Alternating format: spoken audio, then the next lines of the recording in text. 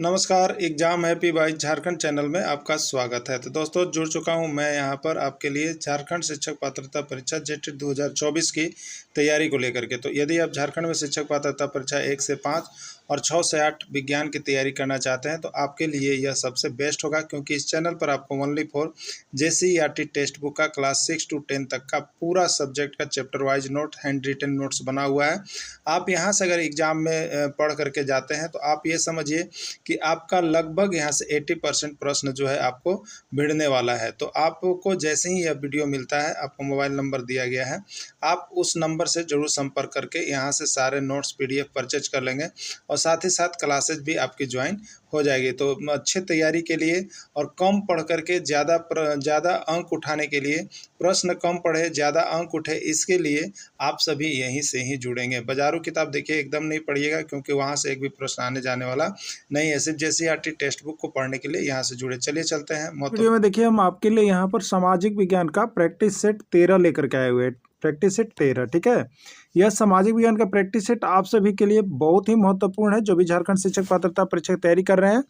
यदि आप 6 से 8 सामाजिक विज्ञान शिक्षक की तैयारी कर रहे हैं तो यह आपके लिए इतिहास सेक्शन के अंतर्गत आपका होगा। और यदि आप यहाँ पर 6 से 8 सामाजिक विज्ञान के साथ साथ यदि आप भाषा शिक्षक की तैयारी कर रहे हैं तो आपके लिए भी यह जो है सामाजिक विज्ञान के अंतर्गत काम कर रहा है। और 1 से 5 शिक्षक की तैयारी कर रहे हैं तो आपका जीएस सेशन के अंतर्गत यह प्रश्न आएगा। यानी तीनों ही स्टूडेंट के लिए यह वीडियो महत्वपूर्ण है। वीडियो के अंत तक जुड़े रहिएगा, बने रहिएगा, देखते रहिएगा। देखिए, आपको हम बता देते हैं, यह सारा सब्जेक्ट जो है आपको जेसीईआरटी टेक्स्ट बुक के साथ साथ विभिन्न राज्यों के शिक्षक पात्रता परीक्षा में पूछे गए प्रश्नों का समावेश है। और यदि आपने इसके पीडीएफ को पहले नहीं देखा है, जो कि आपको चैप्टर बाय चैप्टर सारा पीडीएफ बना हुआ है, उसका क्लासेज पहले करवा दिया गया है और उसी का सारे क्लास को मिला करके अब यहाँ पर एक प्रैक्टिस सेट बनाया गया है, जिसको आप यहाँ पर बना सकते हैं और देख सकते हैं कितनी आपकी तैयारी है। तो बनाने के बाद वीडियो के अंत में आप अपना स्कोर जरूर शेयर कीजिएगा कि आपने यहाँ पर कितना सही किया है। और जो शिक्षक अब तक नहीं जुड़े हैं और जेसीईआरटी जैक की किताब का पूरा 6 to 10 तक का कंप्लीट नोट्स अब तक नहीं यहाँ से ले पाए हैं, तो आप अभी यहाँ से जुड़ करके ले लीजिएगा, ठीक है। क्योंकि अधिकतर प्रश्न जो है आपको यहीं से आने वाले हैं एग्जाम में, बाहर से कहीं भी नहीं जाएगा, सिर्फ जेसीईआरटी जैक की किताब का प्रश्न होगा। अब देखिए यहाँ पर प्रश्न क्या है। जहांगीर के बचपन का नाम क्या था? बदरुद्दीन, खुर्रम, सलीम या कोई नहीं, ठीक है। देखिए, आपको इसके लिए हमने इसका पहले पीडीएफ पढ़ा दिया है, लेकिन अब ये तो प्रैक्टिस सेट में है। आप बताइए कि क्या नाम होगा। तो देखिए, उस समय जो आपको पढ़ाए थे तो हम आपको एक यहाँ पर ट्रिक दिए हुए थे। क्या दिए हुए थे याद रखिएगा। अब खुश है साली जहाँ, अब खुश है साली जहाँ, ठीक है। ये ट्रिक हमने आपको दिया था। अब में क्या होता है, तो अ का देखिए मतलब है अकबर और ब का मतलब है देखिए बदरुद्दीन, यानी अकबर के बचपन का नाम बदरुद्दीन था, ठीक है। अब यहाँ पर देखिएगा खुश, अब हो गया खुश ना, खुश से खुर्रम और स से शाहजहां, यानी शाहजहां के बचपन का नाम खुर्रम है। अब खुश है साली जहां यानी जहांगीर के बचपन का नाम साली मतलब सलीम, यानी जहांगीर के बचपन का नाम सलीम था, ठीक है। तो ये राइट आंसर इसका क्या हो जाएगा, सी हो जाएगा। इस तरह से ट्रिक से हमने 1000 प्रश्न को आपको हमने यहाँ पर कंप्लीट करवाया है। आप सभी जुड़ करके जरूर देख लीजिएगा। अगला प्रश्न है, न्याय की जंजीर के लिए कौन प्रसिद्ध है? बहुत बार प्रश्न आया हुआ इंपॉर्टेंट प्रश्न है कि न्याय की जंजीर के लिए कौन प्रसिद्ध है? अकबर, जहांगीर, बाबर या औरंगजेब, ठीक है। तो न्याय की जंजीर के लिए कौन प्रसिद्ध है? तो जहांगीर न्याय की जंजीर के लिए प्रसिद्ध माना जाता है जहांगीर को। अगला प्रश्न, सर टॉमस रो और कैप्टन हॉकिंस किसके दरबार में भारत आए थे? अकबर के दरबार में, बाबर के दरबार में, जहांगीर के दरबार में या औरंगजेब के दरबार में, ठीक है। तो देखिए, सर टॉमस रो और कैप्टन हॉकिंस जो थे वो जहांगीर के दरबार में भारत आए थे। प्रश्न बहुत बार पूछा गया है और ये आपका देखिए जेसीईआरटी टेक्स्ट बुक का भी प्रश्न है, ठीक है।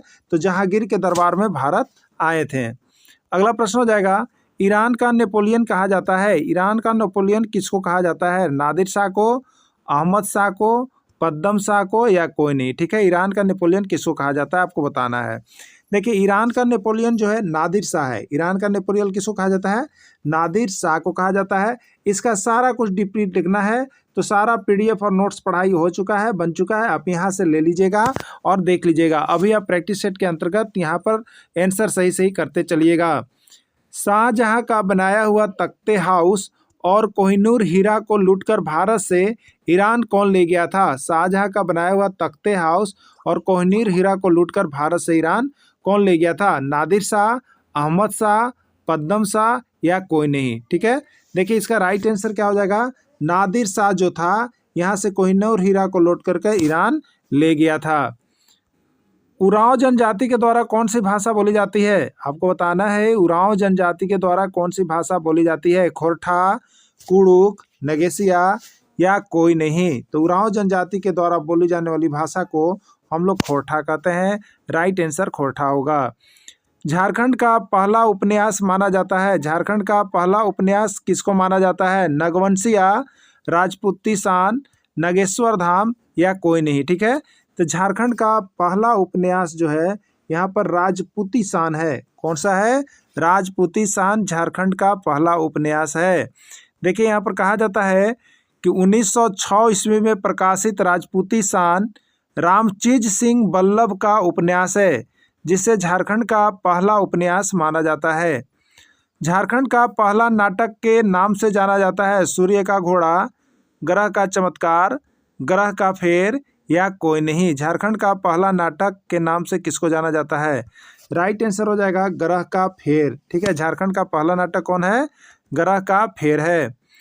कुतुब मीनार का निर्माण कार्य किसने प्रारंभ किया? आपको बताना है कि कुतुब मीनार जो हुआ उसका निर्माण कार्य किसने प्रारंभ किया था? कुतुबुद्दीन ऐबक ने, इल्तुतमिश ने, बलबन ने या कोई नहीं। ठीक है, तो कुतुब मीनार का निर्माण कार्य जो है कुतुबुद्दीन ऐबक ने प्रारंभ किया था। कुतुब मीनार का निर्माण कार्य किसने पूरा किया? कुतुब मीनार का देखिए निर्माण कार्य शुरू जो किया वो कुतुबुद्दीन ऐबक किया, लेकिन वो पूरा नहीं कर पाया। इस कार्य को पूरा इल्तुतमिश के द्वारा किया गया। किसके द्वारा किया गया? इल्तुतमिश के द्वारा किया गया। ठीक है, देखिए यहाँ पर कुछ नोट्स हमने आपको बना दिया है जो खरीदे हुए थे उनके लिए। कुतुब मीनार का निर्माण कुतुबुद्दीन ऐबक ने चिश्ती सूफी संत ख्वाजा कुतुबुद्दीन बख्तियार काकी की स्मृति में शुरू कराया था। उसके निधन के बाद इल्तुतमिश ने इस कार्य को पूरा किया था।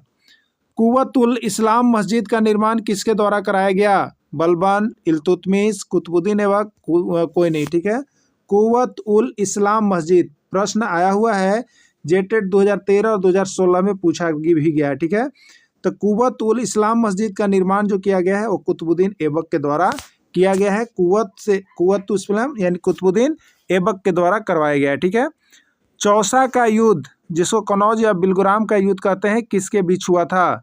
शेर शाह और बाबर के बीच, शेर शाह और हुमायूं के बीच, शेर शाह और अकबर के बीच या कोई नहीं। ठीक है, तो चौसा या बिलग्राम का युद्ध जो हुआ था वो हुआ था आपको शेर शाह और हुमायूं के बीच हुआ था। ठीक है, शेर शाह और हुमायूं के बीच हुआ था। चौसा का युद्ध में किसका जीत हुआ? शेर शाह, हुमायूं, अकबर, जहांगीर। ठीक है, देखिए हुमायूं के बारे में कहा जाता है कि हुमायूं जिंदगी भर लड़खड़ाता रहा और लड़खड़ाते हुए ही मर गया। ठीक है, तो इसलिए चौसा का युद्ध में हुमायूं की यहाँ पर हार हुई थी और शेरशाह का जीत हुआ था। हुमायूं अधिकतर युद्ध में क्या हुआ? हारा था। ठीक है, चौसा का युद्ध कब हुआ? 1536, 37, 39 या 40। चौसा का युद्ध 1539 ईस्वी में हुआ था। 40 दासों का संगठन तुर्क-ए-चहलगामी का गठन किसने किया? इल्तुतमिश, बलबन, कुतुबुद्दीन ऐबक या कोई नहीं। ठीक है, 40 दासों का संगठन तुर्क-ए-चहलगामी का गठन जो किया गया वो आपका इल्तुतमिश के द्वारा किया गया। ठीक है, 40 दासों के समूह को 40 दल कहा जाता है। चंगेज खां 1221 ईस्वी में भारत में किस शासक के समय आया था? चंगेज खां 1221 ईस्वी में भारत में किस शासक के समय आया था? ठीक है, इल्तुतमिश, बलबन, कुतुबुद्दीन ऐबक या कोई नहीं। ठीक है, तो चंगेज खां जो भारत आया था वो इल्तुतमिश के शासनकाल में आया हुआ था। दिल्ली सल्तनत का कौन सा शासक सर्वप्रथम शुद्ध अरबी के सोने का सिक्का चलाया? इल्तुतमिश, बलबन, कुतुबुद्दीन ऐबक या सभी। ठीक है, तो दिल्ली सल्तनत का शासक जो है शुद्ध अरबी के सोने का सिक्का चलाया था वो आपका इल्तुतमिश था। अगला प्रश्न है, जैन धर्म का प्रारंभिक इतिहास ज्ञात होता है आचार्य सूत्र से, कल्प सूत्र से, चाणक्य सूत्र से या नर सूत्र से? तो जैन धर्म का प्रारंभिक इतिहास जो आपको ज्ञात होता है वो आपके कल्प सूत्र से ज्ञात होता है। कल्पसूत्र की रचना किसने की? बताना है आपको कि कल्पसूत्र की रचना किसने की। वानभट्ट, वराहमिहिर, कालिदास या भद्रबाहु। ठीक है, तो कल्पसूत्र की रचना जो की गई थी वो आपको भद्रबाहु के द्वारा किया गया था। जैन भिक्षुओं के द्वारा अपनाए जाने वाले नियमों की जानकारी प्राप्त होती है। जैन भिक्षुओं के द्वारा अपनाए जाने वाले नियमों की जानकारी प्राप्त होती है अचरांग सूत्र से, भगवती सूत्र से, कल्प सूत्र से या कोई नहीं। ठीक है, तो जैन भिक्षुओं के द्वारा अपनाए जाने वाले नियमों की जानकारी जो है आपको यहाँ पर ज्ञात होता है अचरांग सूत्र के द्वारा मिलता है। ठीक है, अगला है कांचीपुरम का कैलाश मंदिर। अगला प्रश्न आपका है कांचीपुरम का कैलाश मंदिर और यहाँ पर जो आपका है कांचीपुरम का कैलाश मंदिर और महाबलीपुरम का समुद्र तटीय मंदिर का निर्माण करवाया। चाणक्य ने, राजा नरसिंह वर्मन द्वितीय ने, चंद्रगुप्त विक्रमादित्य ने, अमोघ वर्ष ने। राइट आंसर होगा राजा नरसिंह वर्मन द्वितीय। ठीक है, राजा नरसिंह वर्मन द्वितीय के द्वारा करवाया गया था। पल्लव वंश में कितना हिस्सा कर के रूप में वसूला जाता था? कृषि से पल्लव वंश में कितना हिस्सा कर के रूप में वसूला जाता था? 1/2 हिस्सा, 1/4 हिस्सा, 1/6 हिस्सा, 1/8 हिस्सा। कितना हिस्सा वसूला जाता था? ठीक है, राइट आंसर आप सभी को बता रहे हैं। चलिए बताइएगा।